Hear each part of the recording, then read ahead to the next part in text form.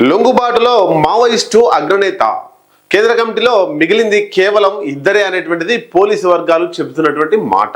దాంట్లో తెలంగాణ రాష్ట్రానికి సంబంధించినటువంటి ముప్పాల లక్ష్మణరావు అలియాస్ గణపతి.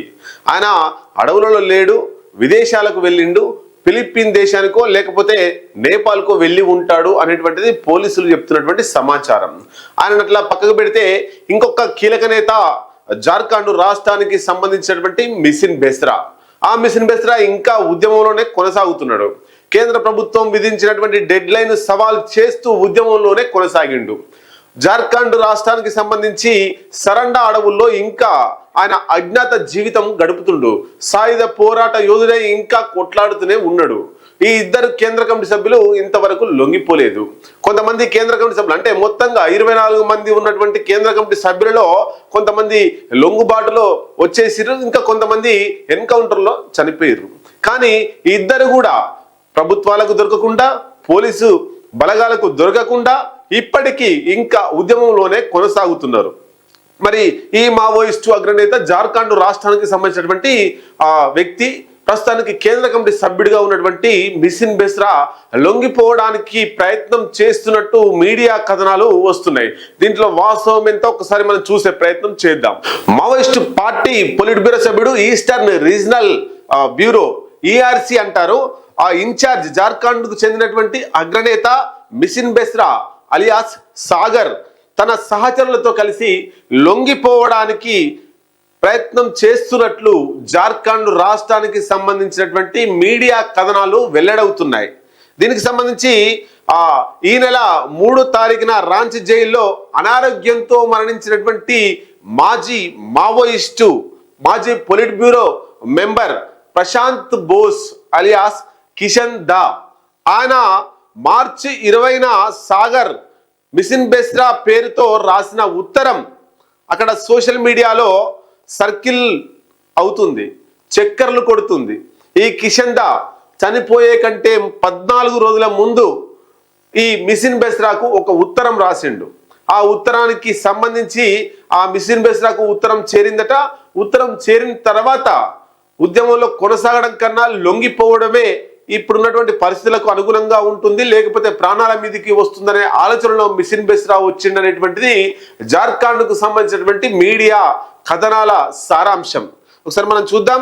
ఇక్కడ ఆ ఉత్తరంలో కిషన్ దా మరి ఏం రాసిండు, ప్రస్తుతం పరిస్థితులు చాలా క్లిష్టంగా ఉన్నాయని, మధ్య భారతదేశం సిఆర్సి అంటాం, అట్లాగే తూర్పు భారతదేశం ఈఆర్సి, గెరిల్లా జోన్ ప్రాంతాల్లో తీవ్ర నష్టాలు జరిగాయి. ఈ ఉద్యమంలో సాయుధ బలగాలు ఒకవైపు, అట్లాగే ఇంకా అనేక రకాల డ్రోన్ కెమెరాలతో, అధునాతన కెమెరాలతో ఇట్లా అనేక రకాలుగా అది అననుకూల పరిస్థితులు మావోయిస్టులకు ఉన్నాయి. మధ్య భారతదేశం కావచ్చు లేదా తూర్పు భారతదేశం కావచ్చు. కాబట్టి ఇక్కడ ఆ గెరిల్లా జోన్లో తీవ్ర నష్టాలు ఇంకా అలాగే కొనసాగే అవకాశాలు ఉన్నాయి. అవసరమైతే మిసిన్ బెస్రా ప్రాణాలకు ప్రమాదం పొంచి ఉంది. కాబట్టి ఇలాంటి పరిస్థితుల్లో సాయుధ పోరాటాన్ని సరైన అర్థంలో ఇప్పుడు ముందుకు తీసుకెళ్లడం సాధ్యం కాదు అనే విషయాన్ని ఆలోచించాలి అని కిషన్ దా మిసిన్ బెస్రాకు ఒక లెటర్ రాసిండట.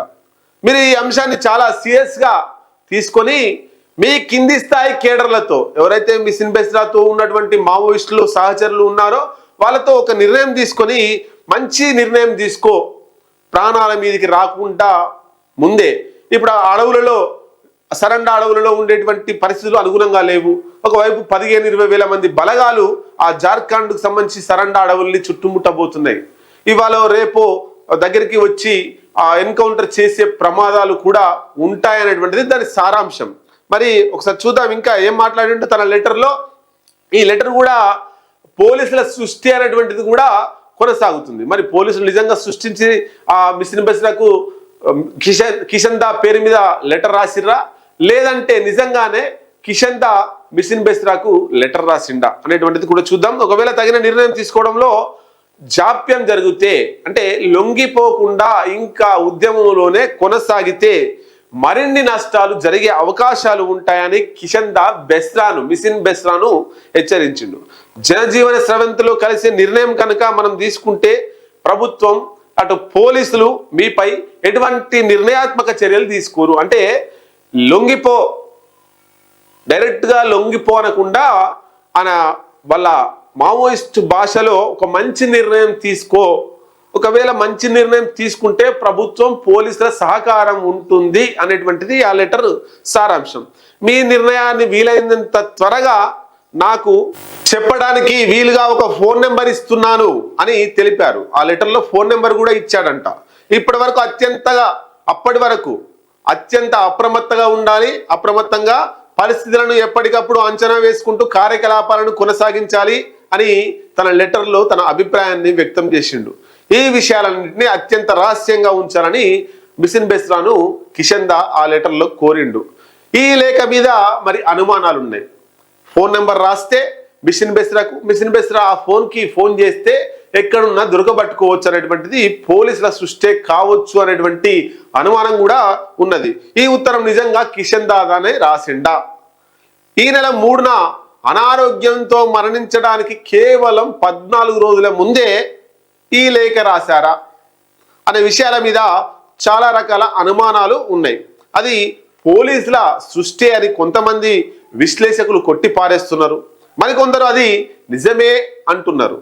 జైలులో ఉంటూ మావోయిస్టు ఉద్యమం దేశవ్యాప్తంగా ఘోర ఓటమి పాలు కావడం, పొలిట్ బ్యూరో సభ్యులు, సిసి సెంట్రల్ కమిటీ సభ్యులు చాలా మంది ఆయుధాలు వదిలేసి చట్టం ఎదుట లొంగిపోయారు.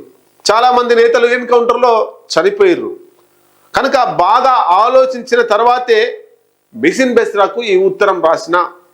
జార్ఖండ్లో మిగిలిన తన సహచరులను కాపాడుకోవాలనే ఉద్దేశంతోనే చివరి రోజుల్లో లేఖ రాసి ఉంటారని మరి కొంతమంది అభిప్రాయపడుతున్నారు. అయితే ఇక్కడ మిషన్ బెస్రాకు కిషన్ దా గురువు అట. కాబట్టి తన శిష్యుడు ప్రాణాలతో ఉండాలని కోరుకోవడంలో తప్పేం లేదనేటువంటిది కొంతమంది వాదన. తన శిష్యుని పట్టేయడం కోసం గురువు పేరు మీద లేఖ రాసిరు అనేటువంటిది కొంతమంది విశ్లేషకులు భావిస్తున్నారు. మరణించిన కిషన్ దా 2021లో అరెస్టుకు ముందు కేవలం పొలిట్ బ్యూరో సభ్యుడు మాత్రమే కాదు, ఒకప్పుడు communist centre communist centre CPI మావోయిస్ట్గా 2004 కంటే ముందు ఉండే ఎంసిసి అంటాం మనం, కేంద్ర కమిటీ కార్యదర్శి కూడా ఉండే కిషన్ దా. ఆ గ్రూపును దిగవంత కన్నె చటర్జీ స్థాపించిండు. ఏది? ఎంసిసి అనేటువంటిది. ఆయన మరణాంతరం కిషన్ దా కేంద్ర కమిటీ కార్యదర్శిగా పనిచేసిండు. అయితే పార్టీ జార్ఖండ్, బీహార్ అట్లాగే బెంగాల్ ఈ 3 రాష్ట్రాలలో పరిమితమై ఉంది. బాగా శక్తివంతంగా బలమైన పార్టీగా ఉన్నది. మిషన్ బెస్రా ప్రారంభం నుంచి కిషన్ దా నీడలోనే అత్యున్నత స్థాయికి ఎదిగారు. 2004 ఎంసిసి పీపుల్స్ వార్ గ్రూపులన్నీ కూడా ఒక్కతాటి మీదకి వచ్చి సిపిఐ మావోయిస్ట్ పార్టీగా అవతరించినప్పుడు కిషన్ దా, మిషన్ బెస్రా ఇద్దరు కూడా కేంద్ర కమిటీ సభ్యులు కాదు. ఓన్లీ కిషన్ దా మాత్రమే కేంద్ర కమిటీ సభ్యుడు అయిండు, పొలిట్ బ్యూరో సభ్యుడు అయిండు. కాగా మిషన్ బెస్రాను తదితర కాలంలో కొంతమంది ఎన్కౌంటర్లు చనిపోయిన తర్వాత, కొంతమంది లొంగిపోయిన తర్వాత కేంద్ర కమిటీ స్థానం ఖాళీ కావడంతో మిషన్ బెస్రాను కేంద్ర కమిటీలోకి తీసుకున్నట్టు సమాచారం. ప్రస్తుతం బీహార్, జార్ఖండ్, బెంగాల్ తదితర తూర్పు రాష్ట్రాల ఉద్యమాలకు మిషన్ బెస్రానే సారథ్యం వహిస్తుండట. మరి ఈయన లొంగుబాటు ఉంటుందా అనేటువంటిది కూడా ఒక్కసారి మనం ఆలోచిస్తే, కిషన్ దా ఉత్తరం నిజంగానే బెస్రాకు రాసి ఉంటే, మిషన్ బెస్రాకు మావోయిస్టు కేంద్ర కమిటీ సభ్యుడు అనేటువంటి మిషన్ బెస్రాకు మాజీ పొలిట్ బ్యూరో సభ్యుడు కిషన్ దా ఆ లెటర్ రాసి ఉంటే, అది ఆయనకు చేరి ఉంటే ఏ నిర్ణయం తీసుకుంటారనే విషయంలో ఉత్కంఠ నెలకొన్నది. తన గురువు నిజంగానే లెటర్ రాసిండా రాలేదా శిష్యుడు గుర్తుపడతాడు. సో ఆ లెటర్ నిజంగానే కిషన్ దా రాసి ఉంటే ఏ నిర్ణయం తీసుకుంటాడు? లొంగిపోతాడా? ప్రాణాలకు విలువ ఇచ్చి ప్రాణాలతో ఉండాలని కోరుకొని ఉద్యమాన్ని పక్కకు పెట్టి లొంగిపోతాడా? లేదంటే ప్రాణాలకు సైతం తెగించి ప్రభుత్వంతో కొట్లాడతాడా? పోలీసు బలగాలతో కొట్లాడతాడా? మావోయిస్టులోనే కొనసాగుతాడా? అనే అంశాలన్నీ కూడా చర్చనీయంగా మారినాయి. తనకు గురువు లాంటి నేత అయిన కిషన్ దా కోరడం వల్ల ప్రస్తుతం నిజంగానే విప్లవోద్యమం అత్యంత గడ్డి పరిస్థితులు నెలకొన్నందున బెస్రా జనజీవన స్రవంతిలోకి వచ్చేందుకు చాలా అవకాశాలు ఉన్నాయని ఆ జార్ఖండ్ రాష్ట్రానికి సంబంధించినటువంటి మీడియా తన కథనాలలో చెబుతుంది. అట్లాగే ఒకవేళ జార్ఖండ్, బీహార్ రాష్ట్రాల్లో ఇప్పటికే మిగిలిపోయిన మావోయిస్టు కేడర్ల లొంగుబాటుకు ప్రయత్నిస్తున్న కేంద్ర ఇంటెలిజెన్స్ వర్గాలు కిషన్ దాను ఒప్పించి అలా లేఖ రాపిచ్చిరా, మీ వాడిని చంపేస్తాం, మీ శిష్యుడైనటువంటి మిసిన్ బెస్రాను చంపేస్తాం, చంపక ముందుకే ఒక లెటర్ రాయి, ఆ లెటర్ను చూసైనా మిసిన్ బెస్రా లొంగిపోతాడు అనేటువంటిది పోలీసుల సృష్టి అనేటువంటిది మనం కొంతమంది అనుకుంటున్నటువంటి మాటలు. మరి ముఖ్యంగా అగ్రనేతలు దేవుజీ, మల్లా, రాజిరెడ్డి లొంగుబాటు నేపథ్యంలో ఆయన కూడా సహచరులతో పాటు బయటకు వస్తారని అంటున్నారు. ఏం జరగనుందో మరి కొద్ది రోజుల్లో చూడొచ్చు. ఉద్యమంలో కొనసాగుతాడా లేదా లొంగుబాటుకు సహకరిస్తాడా చూడాల్సిందే.